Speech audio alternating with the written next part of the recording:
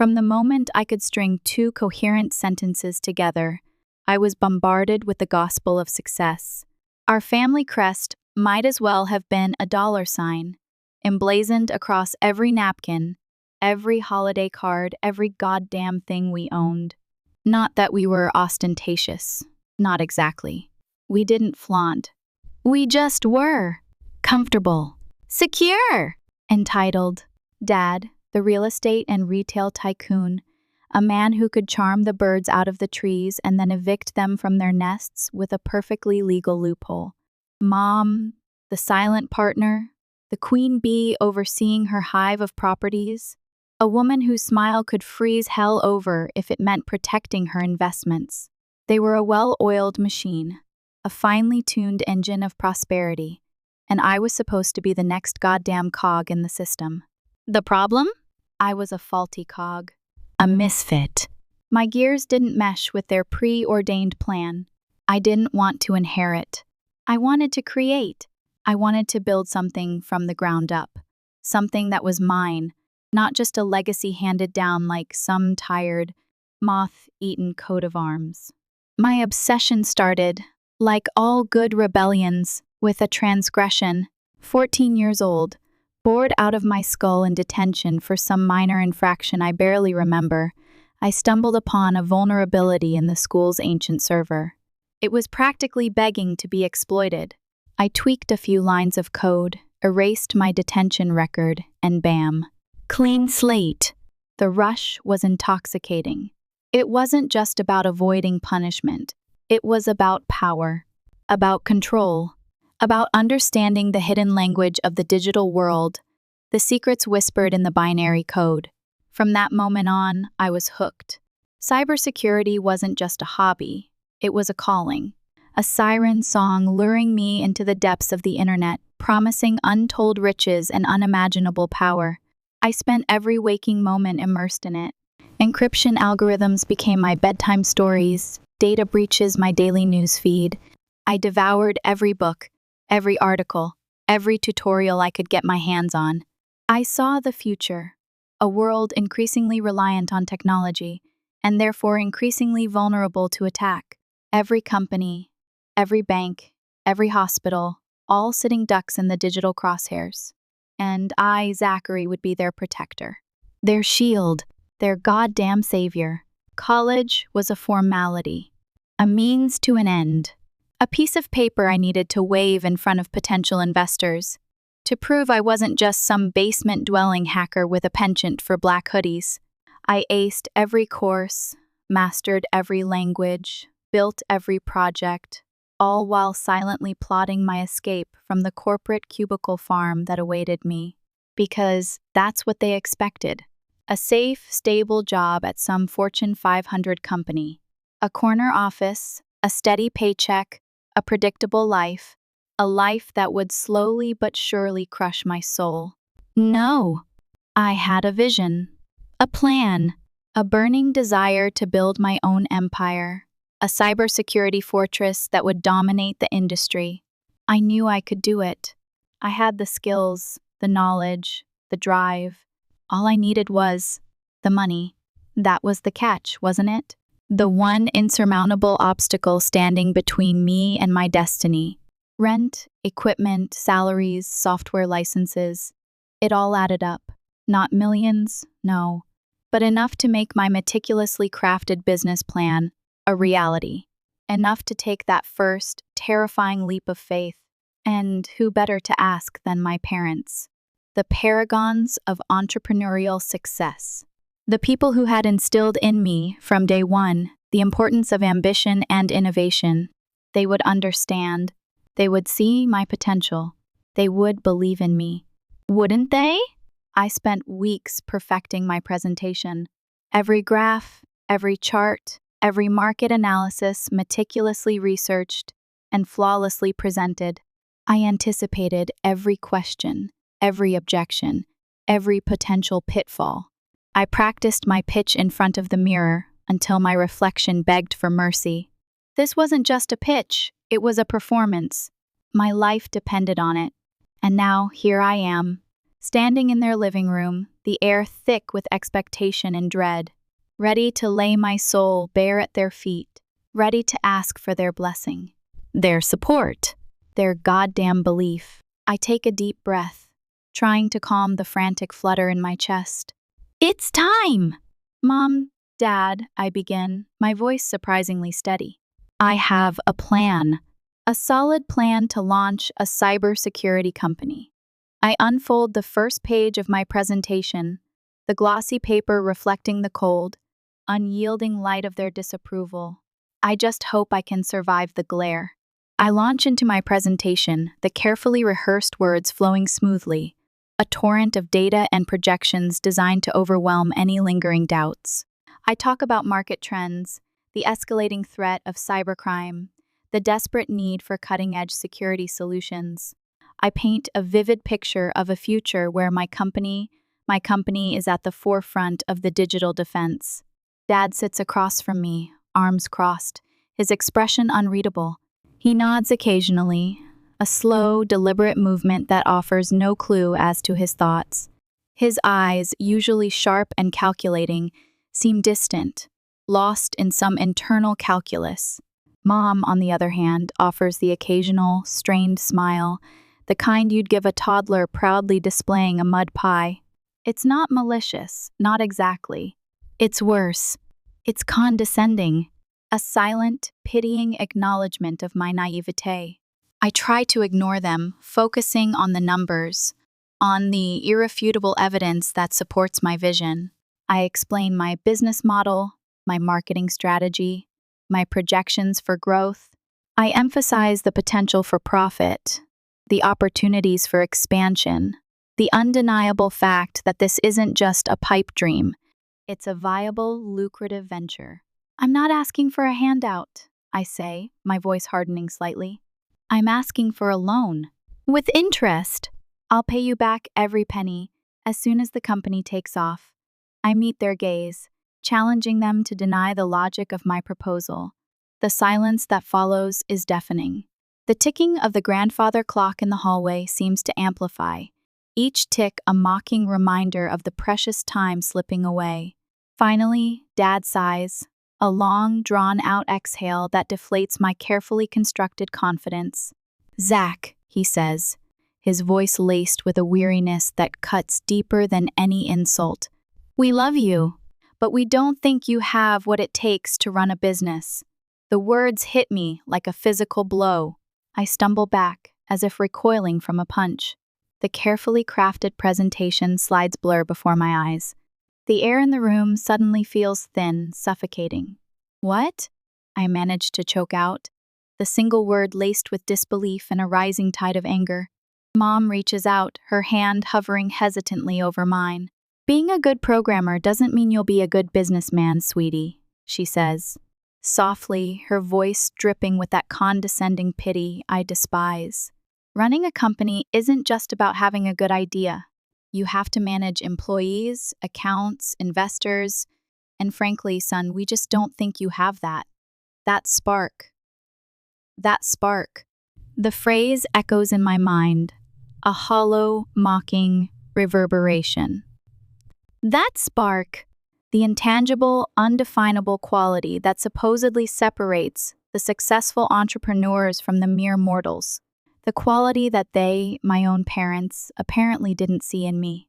But I stammer, desperately trying to regain my footing. I've done my research. I know the market. I have a solid plan.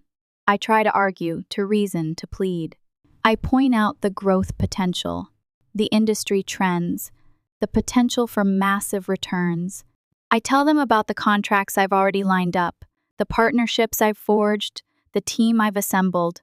I pour my heart and soul into every word, desperately trying to ignite that elusive spark in their eyes. But it's no use.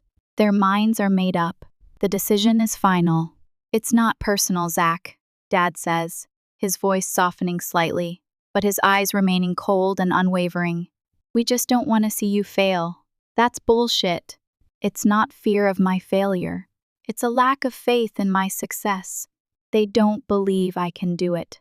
They don't believe I'm capable. They don't believe I'm worthy. The anger boils over, a searing wave of resentment that threatens to consume me. I want to scream, to shout, to tear down the carefully constructed facade of their perfect lives. I want to shove my presentation down their throats and force them to see the brilliance of my vision. But I don't. I can't. I am trapped, paralyzed by a lifetime of conditioning, of striving for their approval, of desperately seeking their validation. So I just nod. I pick up my papers, the glossy pages suddenly feeling heavy and useless. I stand up, my legs trembling beneath me. "Thank you," I say, my voice barely a whisper. "Thank you for listening." And then I turn and walk away. Away from their rejection, away from their condescension, away from the suffocating weight of their expectations. I walk out of that house feeling like I've lost a part of myself, a part of me that desperately craved their approval, their support, their love. That night, I don't sleep. I lie in bed, staring at the ceiling, the rejection replaying in my mind like a broken record. But as the first rays of dawn creep through my window, something shifts within me. The anger begins to coalesce, to harden into something more resilient. They don't believe in me? Fine! I'll prove them wrong. I'll build my empire without their help, without their money, without their goddamn blessing. Cybersecurity has taught me one thing. Every system has vulnerabilities. And if one door closes, there's always another way in. I don't know how yet, but I will find a way. I will. Barely a month later, the knife twisted. It wasn't enough that they'd rejected my dreams. They had to actively fund someone else's. And that someone happened to be Robert, my soon-to-be brother-in-law. Robert. Ugh. The epitome of everything my parents admired. Polished, poised, and perpetually projecting an air of effortless competence. He was the golden boy, the shining example of what a successful entrepreneur should be. Never mind that his brilliant hotel idea was about as original as a microwaved dinner. The wedding was a spectacle, a gaudy display of wealth and extravagance that made my stomach churn. 3 days of relentless celebration, overflowing champagne fountains, and enough floral arrangements to bankrupt a small country. I forced myself to smile, to participate in the charade, but inside I was a coiled spring, wound tight with resentment and barely contained rage. The tension was palpable. I tried to avoid my parents, to steer clear of any conversation that might lead back to my failed pitch, but it was impossible. They were everywhere, radiating smug satisfaction, basking in the glow of their daughter's happiness and, let's be honest, Robert's potential. It happened near the buffet table, a seemingly innocuous moment that shattered the fragile peace I'd been clinging to. I was standing with my parents, feigning interest in the miniature quiches, when Robert sauntered over, his perfectly coiffed hair gleaming under the chandelier light. "Mom, Dad," he said, flashing his practiced smile. "Thank you again for believing in me and helping me with the funds for my hotel business. I couldn't have done it without you." The world seemed to tilt on its axis. The music faded into a distant hum. The chatter of the guests dissolved into a meaningless drone. Funds for his hotel business? I froze, my blood turning to ice in my veins. I turned to my parents, my heart pounding against my ribs like a trapped bird. My mother's smile faltered for a split second, and my father's eyes flickered with a flicker of guilt? Shame? I couldn't tell. They quickly recovered, of course. Laughing nervously, they steered the conversation in another direction, showering Robert with empty praise and deflecting my bewildered stare. But the damage was done. The seed of betrayal had been planted, and it was already beginning to sprout, its venomous tendrils wrapping around my heart. I mumbled some excuse about needing to find a bathroom and stumbled away, desperately trying to escape the suffocating atmosphere of the reception. I found a secluded corner on the terrace, overlooking the manicured gardens, and sank into a wrought iron chair, my head spinning, They had said no to me, claimed they didn't trust my vision, didn't believe in my potential. But they'd happily handed over a fortune to Robert for his generic hotel venture. The hypocrisy was staggering, the injustice unbearable. It wasn't just the money, although that stung like a bitch. It was the implication, the clear, undeniable message that they trusted him more than they trusted their own son. That he, the polished, predictable protege, was more deserving of their investment than I, the unconventional, fiercely independent innovator. I felt like a fool, a naive, gullible idiot who had actually believed his parents might support his dreams. How could I have been so blind? So stupid? My grandmother found me there, slumped in the chair, staring blankly at the twinkling lights in the garden. She's always been the outlier in our family, the one with a heart, the one who sees beyond the bottom line. "Zachary, what are you doing out here?" she asked, her voice gentle, her eyes filled with concern. "Why aren't you enjoying the wedding?" I couldn't lie to her. I couldn't pretend. So I just told her everything. The pitch, the rejection, Robert's announcement, the crushing weight of their disapproval.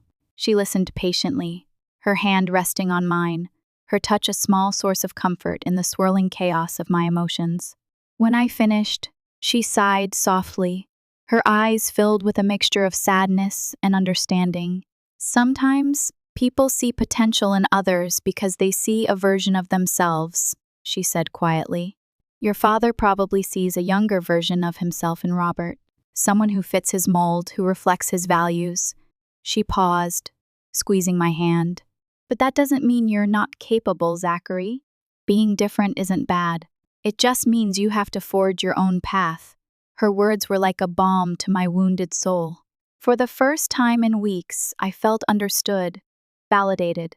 Someone finally saw me, not as a disappointing deviation from the family norm, but as an individual with my own unique strengths and talents.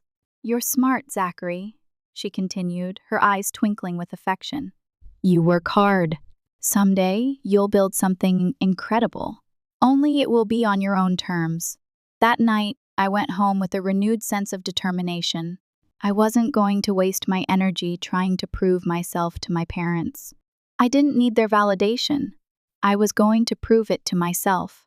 If Robert could get funding and build his mediocre hotel, I was going to build my cybersecurity empire without anyone's help, and I was going to do it better.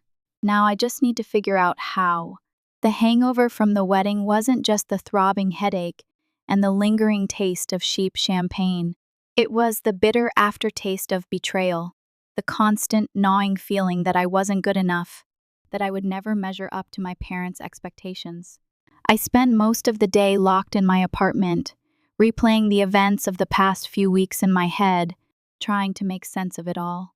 The anger, the disappointment, the humiliation, it was a toxic cocktail that threatened to consume me. Then, the phone rang. It was my grandfather. He rarely called me directly, he usually went through my grandmother. So, I knew something was up. "Zachary, I want you to come see me," he said, his voice firm but calm, a comforting anchor in the storm of my emotions. "Is everything all right, Grandpa?" I asked, my voice laced with concern. "Everything's all right," he replied. "I just want to talk to you." I had no idea what he wanted to discuss, but I knew my grandfather wasn't one for idle chit-chat. He was a man of few words, but when he spoke, people listened. 2 hours later, I was sitting in his study, the familiar scent of pipe tobacco and old books filling the air. My grandmother greeted me with a warm smile and ushered me inside. My grandfather was sitting in his leather armchair by the desk, the afternoon sun casting long shadows across the room.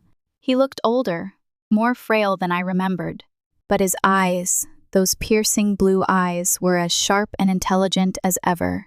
He rose as I entered, offering a rare but heartfelt hug. "Sit down, boy," he said, gesturing to the chair in front of his desk. I sat, waiting for him to speak. He paced for a moment, his hands clasped behind his back, before finally turning to face me. Your grandmother told me what happened at the wedding, he said, his voice low and serious. And she also told me how you feel about your business plans. I nodded silently, unsure of what to say. Zachary, he continued, I want you to understand something. I started my first business with an old van and a loan from my uncle. It wasn't easy. I almost failed more times than I can count. He paused, his gaze locking onto mine. But I didn't. Do you know why? I shook my head. Because someone believed in me, he said simply. He turned to his desk, opened a drawer, and took out his checkbook. He scribbled something on a check, tore it out, and handed it to me. I stared at the check, my breath catching in my throat. The amount was substantial. Not enough to fully fund my original plan, but enough to take the first crucial steps. Enough to give me a fighting chance. Grandpa the first stammered, my voice thick with emotion. I don't know what to say. You don't have to say anything, he replied, his voice gruff but kind. This isn't just money, Zachary. It's trust. I felt tears welling up in my eyes. For the first time, someone in my family, someone whose opinion I truly valued, believed in me. My grandfather rose, walked over to me, and placed a hand on my shoulder, his grip surprisingly strong. Make us proud, he said, his eyes twinkling. On the drive home, I kept staring at the check, holding it tight in my hand. It wasn't just about the money, it was about the validation. The proof that someone finally saw my potential. If my grandfather believed in me, then I had to believe in myself. With my grandfather's check in hand, I knew I had to be strategic, resourceful, and utterly relentless. Every penny had to count. The first thing I did was call Adam and Louise, my two best friends from college. We'd spent countless nights hacking, coding, and dreaming of building something together.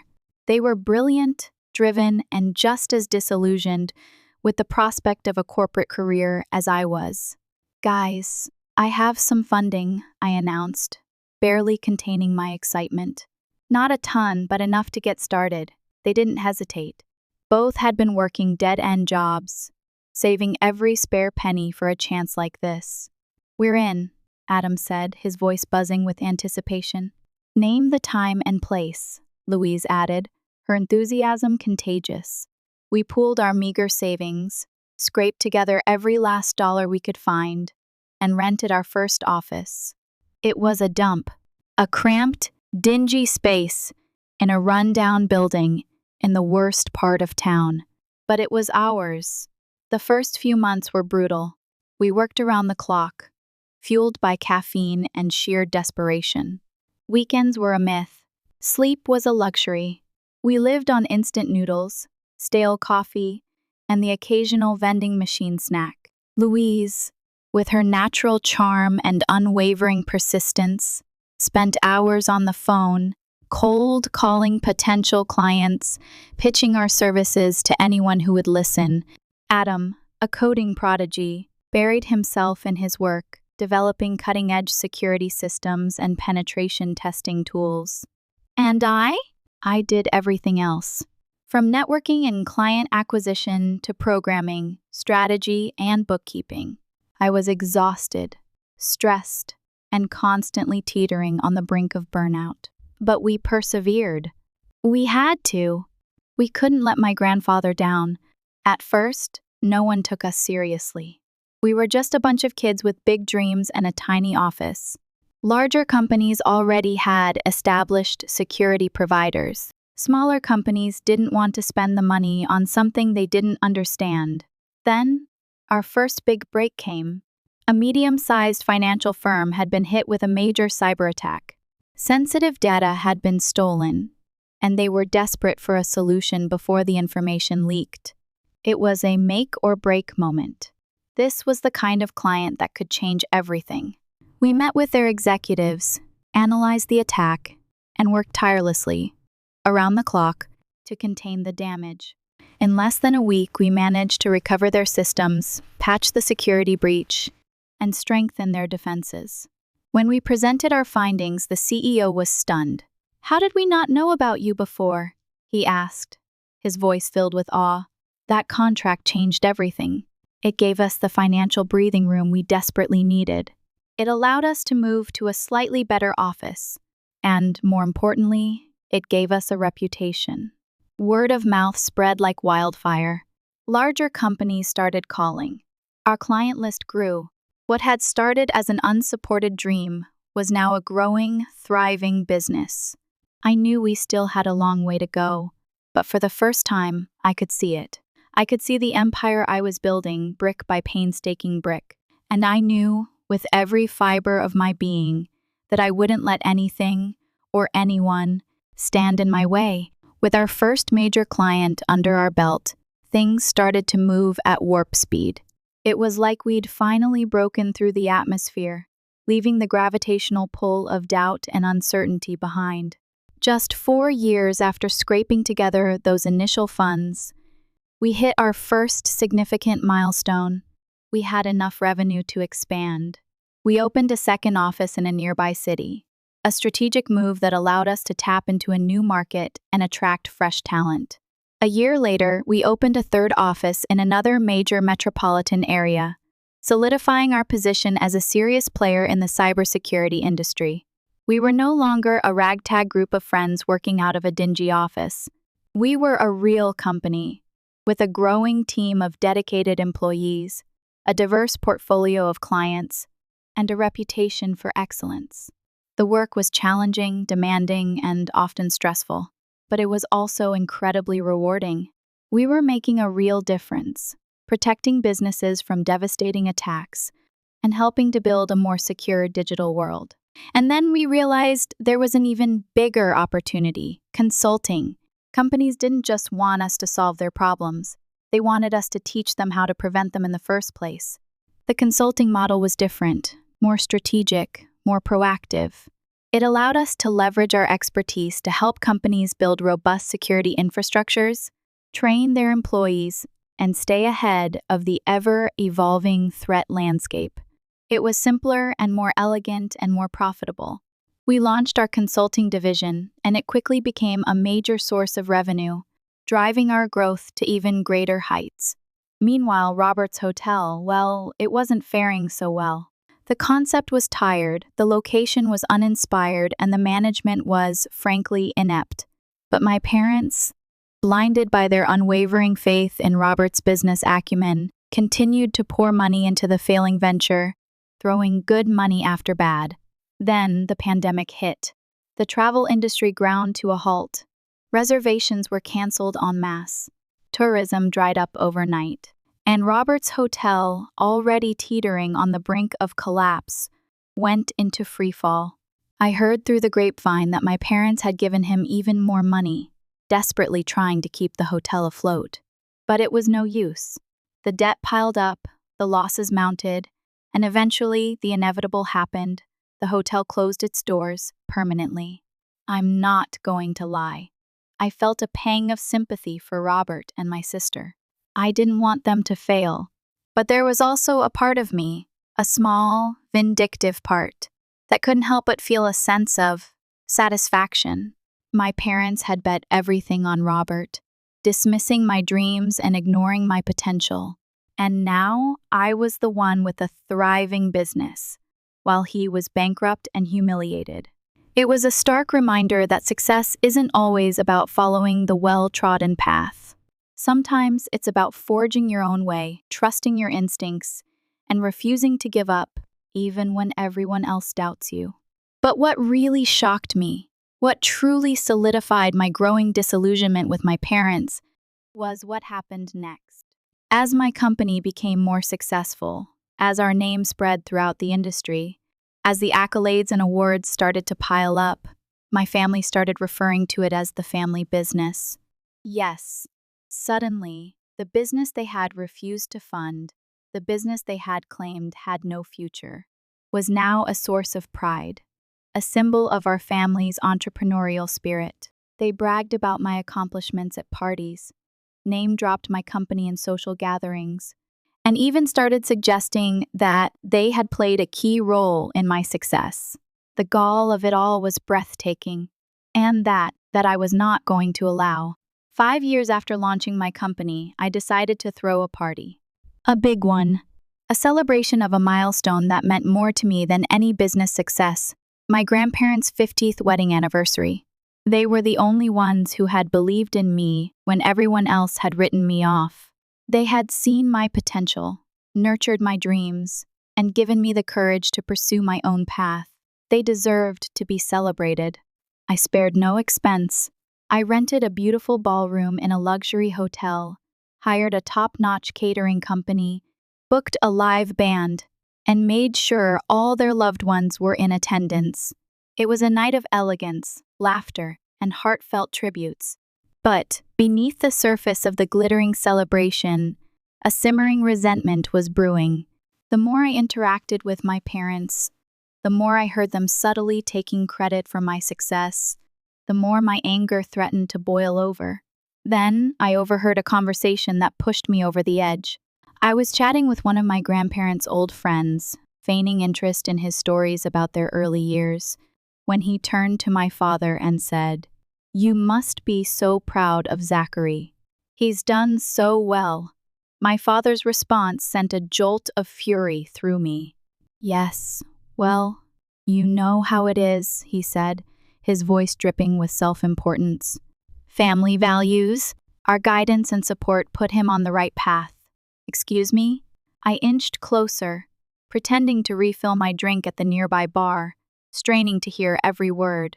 "It's practically a family business now," my father added, beaming with pride. I was paralyzed.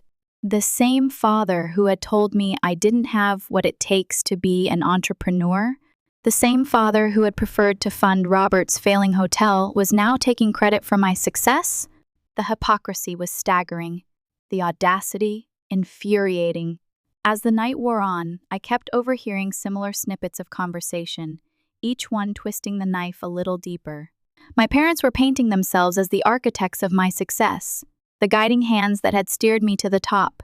"We always knew he would do something great," my mother said to a group of relatives.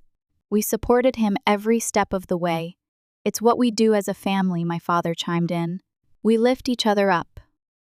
It was as if they had completely rewritten history, conveniently forgetting their initial rejection, their lack of faith, their blatant favoritism towards Robert. I felt betrayed, used, and utterly disrespected. I couldn't let them get away with it. I knew I couldn't let this stand. I didn't want to create a scene, to ruin my grandparents' special night. But I couldn't stand by and watch my parents rewrite the narrative, stealing credit for something they had actively tried to prevent. So I made a decision. I changed my speech. My original plan had been to deliver a heartfelt, emotional tribute to my grandparents, expressing my gratitude for their love and support.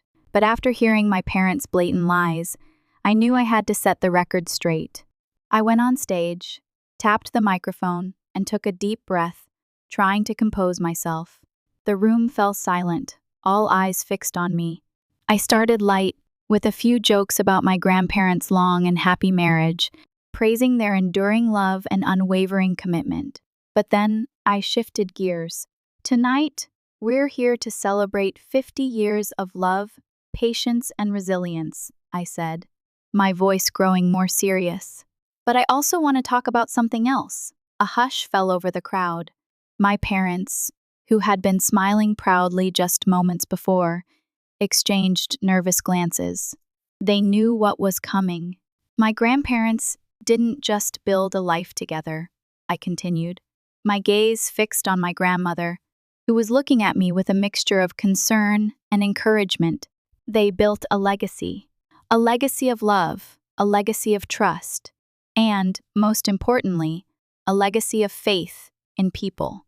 I paused, letting my words sink in. Then, I turned my gaze to the assembled guests and delivered the line I had been rehearsing in my head for the past hour. "When I had a dream and everyone else slammed the door in my face, they opened it," I said, my voice ringing with emotion. "When no one believed in me, they did. Everything I have today, I owe to their faith in me." The silence in the room was absolute. You could have heard a pin drop. My parents were frozen, their smiles replaced by expressions of stunned disbelief. So tonight, I concluded, raising my glass, I want to propose a toast to Grandma and Grandpa, the only two people who believed in me when no one else did. This success is theirs and theirs alone. The room erupted in applause. My grandmother was crying, her hand pressed to her heart. My grandfather nodded slowly, his eyes filled with pride. My parents, on the other hand, were stiff, silent, and visibly furious. I knew I had crossed a line. I had publicly challenged their authority, exposed their hypocrisy, and shattered the carefully constructed image of the perfect family. And I didn't regret it for a single second. Barely 15 minutes after my speech, my father cornered me near the dessert table, his face flushed with anger.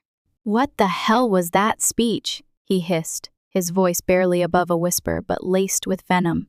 "Were you trying to humiliate us in front of everyone?" I met his gaze unflinchingly, refusing to back down. "I just told the truth," I said, my voice calm but firm. "You made us look bad," he spat, his eyes blazing with fury. "No, Dad," I replied. "You did that to yourselves when you decided not to support me." My mother intervened, her face tight with controlled anger. "You didn't have to air our family problems in front of everyone," she said, her voice dripping with disappointment. I took a deep breath, trying to contain the rage that was simmering within me. I knew this was exactly what they wanted, to make me feel guilty, to make me regret speaking my mind. But I wouldn't let them. Then, my father made the mistake of saying the phrase that shattered any remaining hope for reconciliation. "You act as if we haven't done anything for you," he sneered, his voice dripping with sarcasm. "We gave you a good life, a good education. How dare you make us look like the villains in your little success story?" Little success story? I felt my chest tighten, my face grow hot. All the years of suppressed anger, of unspoken resentment, of desperately seeking their approval, came crashing down on me. I was done. I was finished with their condescension, their manipulation, their constant need to control. "Little success story?" I repeated, my voice laced with bitter sarcasm. "You didn't believe in me. You had the money, but you gave it to Robert without a second thought. You dismissed my dreams as a childish fantasy. And now, you want to take credit for my success?" The room fell completely silent. The surrounding conversations abruptly ceased. All eyes were on us, watching the drama unfold like a theatrical performance. My brother-in-law, Robert, the star of their failed investment, stood awkwardly in a corner. My sister Sarah clinging to his arm, both of them staring at their feet as if they wished they could disappear. My father gritted his teeth, his face turning a dangerous shade of purple. He pointed a finger at me, his hand trembling with rage. "You're being ungrateful," he said, his voice shaking with fury. That was the final straw. "Ungrateful?" I replied, my voice rising. "No, Dad, I'm not ungrateful. I'm just saying out loud what everyone already knows. You didn't support me. You didn't believe in me. And you don't deserve to take credit for my success." The tension in the air was palpable, thick enough to cut with a knife. My parents were speechless, their faces a mixture of shock, anger, and disbelief. I glanced at my grandmother, who was looking at me with a soft, sad expression, not disappointed, just sad. My grandfather had his arm around her, trying to comfort her. That's when the guilt hit me. I had ruined their special night, turned their celebration into a battlefield. I couldn't do it anymore.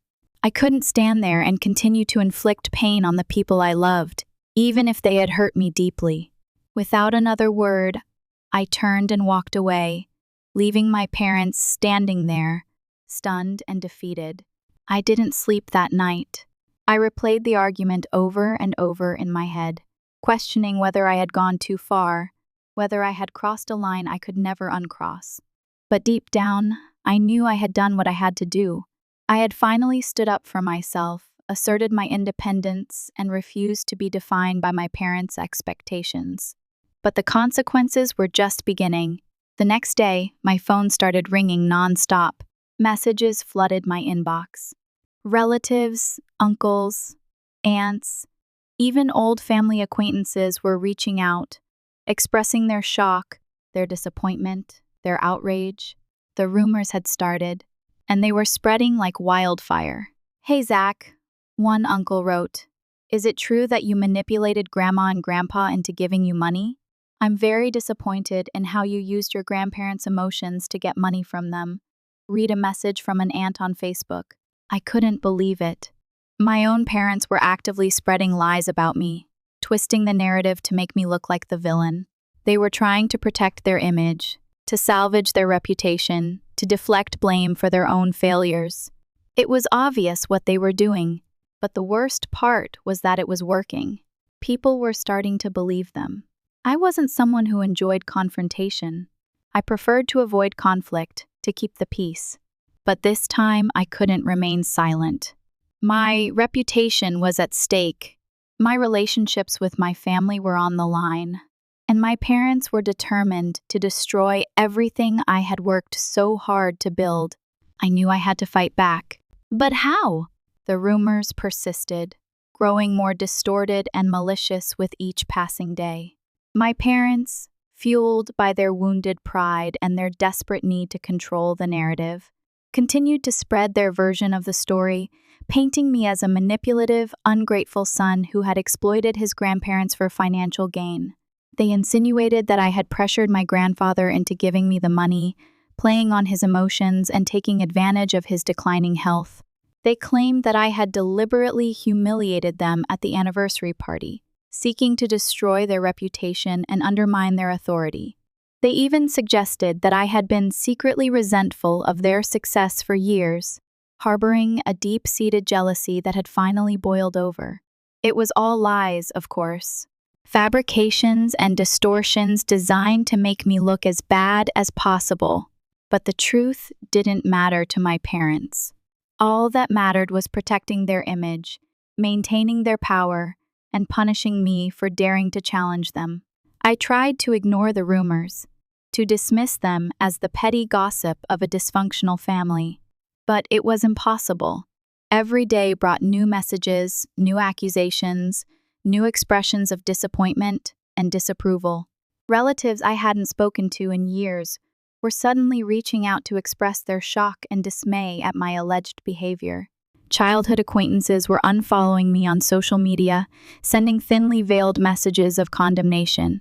Even some of my business associates were starting to distance themselves, wary of being associated with someone embroiled in such a public family feud.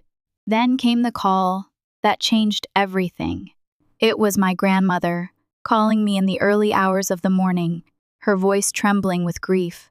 "Zachary," she sobbed, Grandpa's gone." My heart sank. The world seemed to tilt on its axis. I felt a wave of nausea wash over me, followed by a crushing sense of loss. My grandfather, the only person who had truly believed in me from the beginning, my mentor, my confidant, my friend, he was gone. Without a word, I packed a bag, jumped in my car, and drove to my grandmother's house, my mind numb with grief and disbelief. When I arrived, I found her more fragile than I had ever seen her eyes red and swollen, her face etched with sorrow. But even in her grief, she greeted me with a weak smile and a warm embrace, her touch offering a small measure of comfort in the midst of my own pain.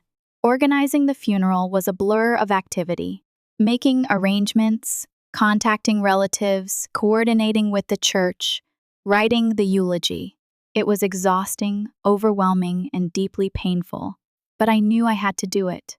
It was my way of honoring my grandfather, of showing my respect for the man who had meant so much to me. During the funeral service, I saw firsthand how much my grandfather had impacted the lives of others. Old business partners, childhood friends, former employees, neighbors, even casual acquaintances. Hundreds of people came to pay their respects, to share their memories, to say their final goodbyes. I couldn't hold back the tears as I delivered the eulogy, my voice cracking with emotion as I spoke about my grandfather's kindness, his generosity, his unwavering belief in me, My grandmother sat beside me, her hand clasped tightly in mine, her presence giving me the strength to get through it. But then came the part that would change my life once again, the reading of the will. After the service, the family gathered at my grandparents' house, the air thick with grief and anticipation. The lawyer, a stern-faced man with a somber demeanor, began to read the document, carefully listing my grandparents' assets and specifying how they were to be distributed. The tension in the room was palpable, especially when he came to the section regarding the lake house, a beautiful property on the shores of a pristine lake where my family had spent countless summers together. It was a place filled with memories, a symbol of our shared history and our enduring bond. The lake house, the lawyer read, his voice echoing in the silent room, will be jointly owned by Zachary and Sarah. My sister, Sarah, looked at me with surprise and understanding. She had always been the peacemaker in our family, the one who tried to bridge the gap between me and my parents. She knew how much the lake house meant to me, and she was happy that I would be sharing it with her. But when I looked at my father, his face was a mask of barely contained fury. His jaw was clenched, his eyes were narrowed, and his hands were clenched into fists. He didn't say anything at the time, but I knew, deep down, that he was not happy. He had always considered the lake house to be his, a symbol of his success and his status. The thought of sharing it with me, the son who had dared to defy him, was clearly unbearable. During the days that followed, my father avoided me completely, refusing to acknowledge my presence or speak to me directly. The only communication I received from him was through my mother, who tried to play the role of mediator, urging me to make peace with my father and to relinquish my claim to the lake house. "Zachary," she pleaded, "please, just give the house to your father. It's what your grandfather would have wanted. It would make everything so much easier. Everyone could move on." "Move on?" I retorted, my voice laced with incredulity. "Move on after everything they've done? After all the lies they've spread? After all the pain they've caused?" "It's not what you think," she insisted, her voice softening. "We just want to avoid more problems in the family. We want to put this behind us." But the reality was clear. Their only concern was protecting my father's image, preserving his legacy, and maintaining their control. They were willing to sacrifice my happiness, my peace of mind, and my relationship with my sister in order to achieve their goals, but I wasn't going to let them. My grandfather had left me that house for a reason. He knew that I would value it, that I would cherish the memories it held, and that I would use it as a place to reconnect with my sister and to build new memories together. If my father wanted to take that away from me, he would have to fight for it. And I was ready for a fight. A few days after the reading of the will, my father showed up at my apartment unannounced, his face set in a grim expression. "Zachary," he said, his voice cold and hard, "this nonsense has to stop." I raised an eyebrow, bracing myself for the inevitable confrontation. "What nonsense are you talking about, Dad?" "The lake house," he snapped. "It belongs to me. It always has. And I'm not going to let you and Sarah take it away from me." I stared at him in disbelief, struggling to comprehend the level of entitlement and self-centeredness he was displaying. "Dad," I said, trying to reason with him, "the house isn't yours. Grandpa left it to Sarah and me. It's what he wanted, but he wasn't listening. His mind was made up. He was convinced that he was entitled to the lake house, regardless of my grandfather's wishes. Your grandfather wasn't in his right mind when he made that will," he insisted, his voice rising in anger. He was old and confused. He didn't know what he was doing. That house should stay in the family. "It's a matter of principle. And what do you think Sarah and I are?" I challenged him, my voice laced with sarcasm. "We're not family." He hesitated for a moment, his eyes flickering with uncertainty. Then he blurted out the truth, the unspoken sentiment that had been simmering beneath the surface for years. "You don't count," he said, his voice barely above a whisper, but the words hitting me with the force of a physical blow. "You never have. You're not like us. You don't share our values. You don't understand what it means to be part of this family." I felt a wave of anger wash over me, threatening to consume me. But I managed to control myself, refusing to give him the satisfaction of seeing me lose my temper. "Get out of my apartment, Dad," I said, my voice cold and even. "I don't want to talk to you anymore." He glared at me for a moment, his eyes burning with resentment. Then, he turned and walked towards the door, his back stiff with anger. As he reached the threshold, he paused, turned back to face me, and said, "If you don't give me the house the easy way, I'll do it the hard way." And with that, he slammed the door behind him, leaving me standing alone in my apartment, my heart pounding with dread. A few days later, I received a legal notification informing me that my father was suing me. I couldn't believe it. First, they had refused to support my dreams. Then, they had spread lies and rumors about me. And now, they were trying to take away the one thing my grandfather had left me, the one symbol of his love and belief in me. They claimed that I had manipulated my grandfather into giving me the house, that I had taken advantage of his declining health and his weakened mental state. It was absurd, of course, but the problem wasn't the truth. It was the legal system. My father had hired the best lawyers money could buy, skilled litigators who knew how to drag out the process, to create delays, and to make my life as difficult as possible. Meanwhile, my mother continued to play the role of mediator, urging me to settle the case out of court and to give my father what he wanted. "Zachary," she pleaded, "please just give the house to your father. It's not worth all this fighting. It's tearing the family apart. It's not what you think," she insisted, her voice softening. "We just want to avoid more problems in the family. We want to put this behind us." The reality was clear. Their only concern was protecting my father's image, preserving his legacy, and maintaining their control. They were willing to sacrifice my happiness, my peace of mind, and my relationship with my sister in order to achieve their goals. But I wasn't going to give in. My grandfather had left me that house for a reason. He knew that I would value it, that I would cherish the memories it held, and that I would use it as a place to reconnect with my sister and to build new memories together. If my father wanted to take that away from me, he would have to fight for it, and I was ready for a fight. The trial dragged on for months, a grueling and emotionally draining process that tested my patience, my resilience, and my faith in the legal system. My father's lawyers were relentless, doing everything they could to discredit me, to undermine my credibility, and to portray me as a greedy, manipulative son who was trying to steal from his own family. They subpoenaed my bank records, interviewed my friends and associates, and even hired a private investigator to dig into my past, searching for anything that could be used against me. But they found nothing, because there was nothing to find. I had done nothing wrong.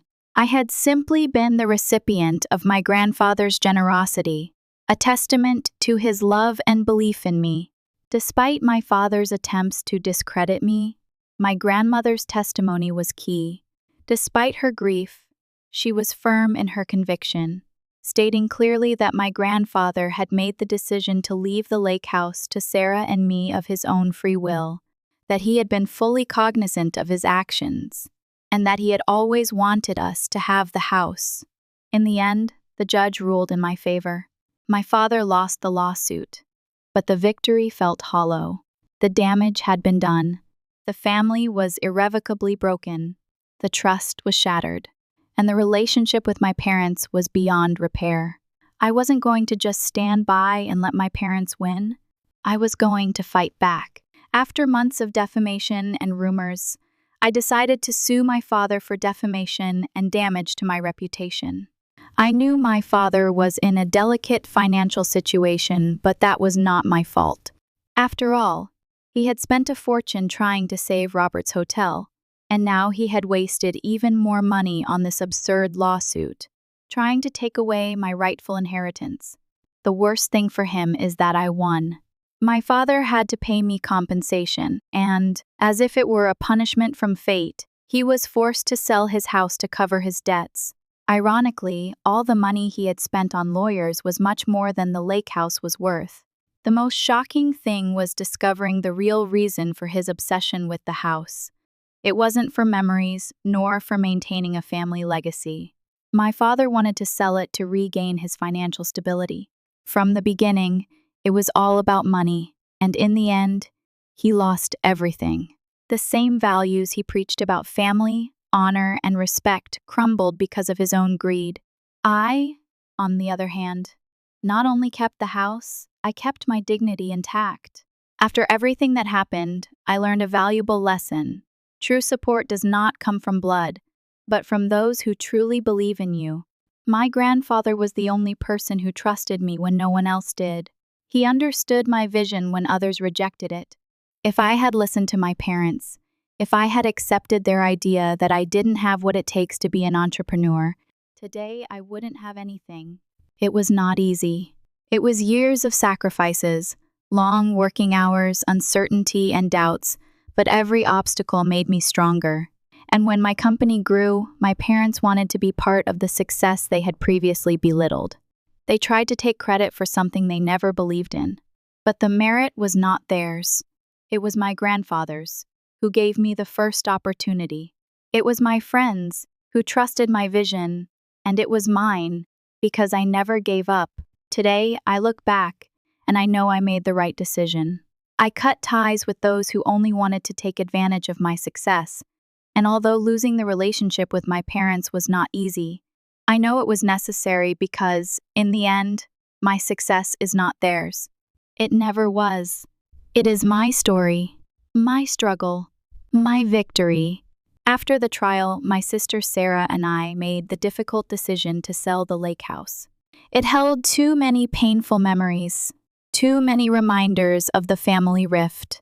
We split the proceeds evenly, and Sarah used her share to start her own business, a small boutique that showcased her artistic talents. As for me, I continued to focus on my company, expanding our services, hiring more employees, and making a real impact in the cybersecurity world. I also made a conscious effort to surround myself with people who believed in me, who supported my vision, and who shared my values. Adam and Louise remained my closest confidants, my partners in crime, and my most trusted advisors.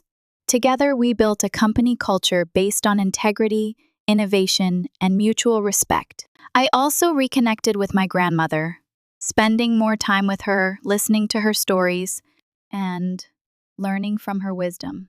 She remained my biggest supporter, my constant source of love and encouragement. As the years passed, I achieved more success than I had ever dreamed possible. My company became a leader in the industry, winning awards, attracting top talent, and generating substantial profits. I was invited to speak at conferences, interviewed by magazines, and recognized as one of the most innovative entrepreneurs of my generation. My parents, witnessing my continued success, eventually reached out to me, attempting to mend fences and rebuild our relationship. They offered apologies, expressed regrets, and even admitted that they had been wrong to doubt me. But it was too late. The damage had been done, the trust was broken, and I could never fully forgive them for the pain they had caused. I maintained a civil relationship with them, attending family gatherings and exchanging occasional phone calls, but I kept them at arm's length, wary of their ulterior motives and protective of my own emotional well-being. In the end, I realized that my success was not about proving them wrong or about seeking their approval. It was about honoring my grandfather's memory, about fulfilling my own potential, and about creating a life that was true to my values. It was about building my own empire, on my own terms, with the support of those who truly believed in me. And that, I knew, was a victory worth celebrating.